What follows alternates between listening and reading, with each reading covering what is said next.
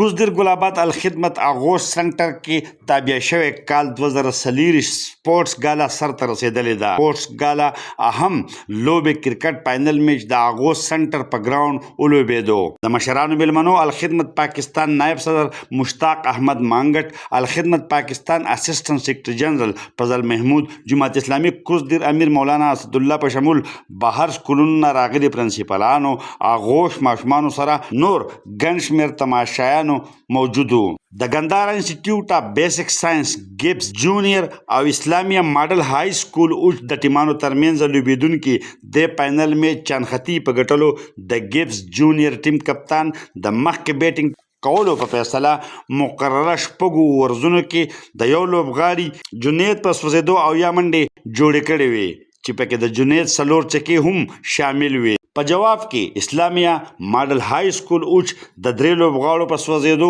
په مقرره شپږو ورزونو کې 55 منډو جوړولو کې کامیاب شو او دغه شان د ګیبس جونیئر چکدرې کرکټ ټیم فاینل میچ په 15 منډو ګټلو سره ټورنمنټ هم په خپل نوم کړو. د اسلامیه ماډل های سکول اوچ لوبغاړي دانیال د 13 منډو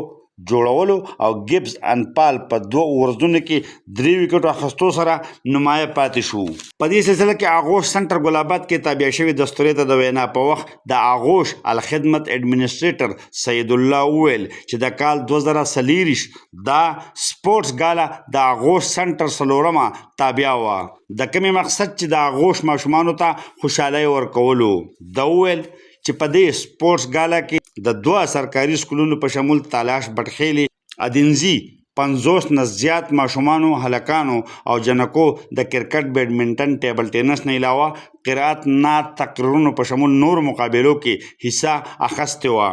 او 12 ورځې جاري وو. دستورې ته په خپله وینا کې مشرانو میلمنو مشتاق احمد مانګټ، فضل محمود، مولانا اسدالله ګټلي او ورپسې ټیمانو لوبغاړو ته مبارکۍ سره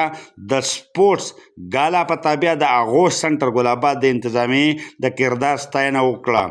دوی وویل چې اغوست یتیمانو ماشومانو ته سهارا، تعلیم، تربیت، انتظام سره په داسې قسمه سرګرمو خوشحالۍ خوروي او دې سلسله کې د 10,000 پورې ماشومان زیر تربیت دي. دستوره کې د الخدمت پاکستان نائب صدر مشتاق احمد مانګټ، اسسټنټ جنرل سیکرټري فضل محمود، مولانا اسدالله، آشیانه ګل، ډایرکټر رحیم الله ایډوکیټ، رفیق ربانی، لیاقت الملک، ویژن سکول تازه ګرام پرنسپل صابر جان، نورو سکولونو پرنسپلانو او مشرانو، د سپورټس ګالا فاینل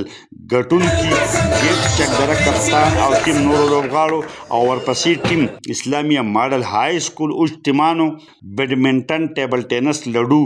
لانګ جمپ مقابلې ګټونکو ته ټراپۍ او حسن قرات، نعت، ملي نغمو تقریرونو کې اول، دویم او دریم پوزیشن اخیستونکو ماشومانو، هلکانو او جنکو په شمول صحافیانو، سکولونو پرنسپلانو ته شیلډونه ورکړل. محمد اسرار، خیبر نیوز، چکدره، کوزدر.